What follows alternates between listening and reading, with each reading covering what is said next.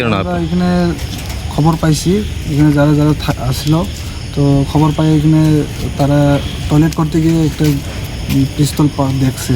তো এটা অফিসাররা আবার পরে তারা ইনকোয়ারি করার পর এটা বোঝা গেছে একজন পিজির পিস্তল। এখানে কি থাকে পিজি? হ্যাঁ, মানে পিজি কিসের জন্য থাকে কেন? এখানে ওই আমরা ক্যান্ডিডেট আছে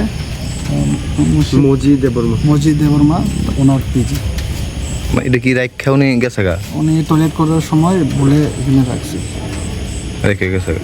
আপনারা মানে মহিলাদের একটা অভিযোগ, মানে তারা সুরক্ষিত নাই কি এই বিষয়টা? তারা তো একটু ঘাবড়ে আসলো, এখন স্যার তারা আবার পরে তারা একটু ঠিক আছে নর্মালে বোঝা গেছে। আমরা মিলাইছি পুরো মহিলা কমান্ড সার্টিফিকেটের সঙ্গে পুরো মিলাইছি ম্যাচ করবে, তবুও হ্যাঁ তো নেগেটিভ আছে বলে আমরা এটা ডিপার্টমেন্ট করে নিব। হ্যাঁ নেগেটিভ আছে আর এরকম কারণে আমরা সাফ করে দিই।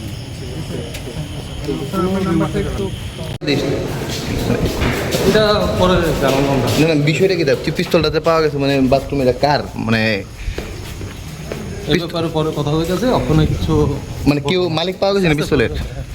মালিক পাওয়া গেছে না পিস্তলের? সব জানাবো, সব ডিটেলস ইন ডিটেল জানাবো আমরা একটু। কে লেগা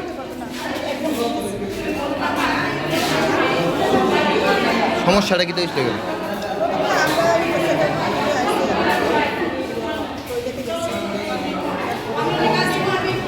টয়লেটে কি দেখছে?